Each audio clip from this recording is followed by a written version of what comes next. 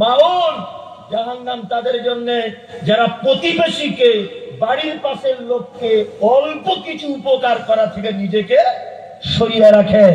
Cycle নিয়ে আমি যাচ্ছিলাম, হঠাৎ করে আমার সাইকেলে হাওয়া নেই, তা আমি এখন আশরাফুলের বাড়ির দরজার সামনে, আশরাফুল ভাই, ও আশরাফুল ভাই বাড়িতে আছো?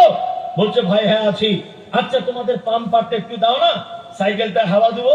আশরাফুল দিতে চাইছে, ওর বউ তখন বলছে দিও না দিও না, বলো মিছে মিছে করে অসার খারাপ হয়ে গেছে, মিছে মিছে করে বলো, বলো অসার খারাপ। এ এখন বইয়ের কথা শুনে বলছে মমতাজির ভাই আমাদের অসার খারাপ হয়ে গেছে, পাম্পারটা ভালো না।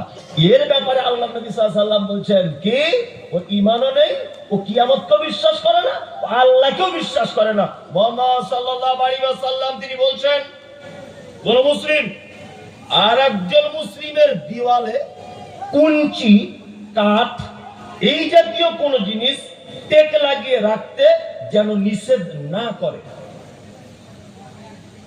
আপনার দেওয়ালে এক বোঝা কুঞ্চি এনে একটু টেস্ট লাগিয়ে রেখেছি, আপনি এসে লাথি মেরে ছুঁড়ে ফেলে দিলেন, জি না, আল্লাহ নবী বলছে নিষেধই করা যাবে না, কারণ ও তোমার পাশের বাড়ির ভাই। আমরা কি করি, আল্লাহ কত মানুষ যে এগুলো সব মানে ভাই ভালো বুঝতে পারবে, এরকম কত যে বিচার। সামান্য 2 হাত জায়গা যদি ছেড়ে দেয়, লোকটা একটু রাস্তা পায়, ও রাস্তা দিবে না, রাস্তা আটকে দিচ্ছে। অথচ ইসলামে বলা হয়েছে রাস্তায় কাঁটা পড়ে থাকলে তুমি কাঁটাটাকে যদি তুলে ফেলে দাও, সাদকার নেকি পাবে। আর এত জঘন্য মুসলিম, এত জঘন্য দাড়ি টুপিওয়ালা লোক, এত জঘন্য আপনার আশরাফুল নাম, এত জঘন্য আপনি যে আপনি একটা গরিব মানুষের রাস্তাতে কাঁটা দিয়ে আটকে দিলেন, ছি ছি আস্তাগফিরুল্লাহ। আর একটা কাঁটা তুলে ফেলে দিলে আল্লাহ নবী বলছে সাদকার নেকি।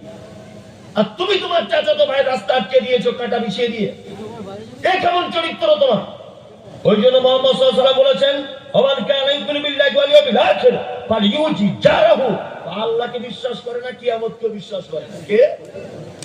যে তার প্রতিবেশীর সাথে অসৎ ব্যবহার করে।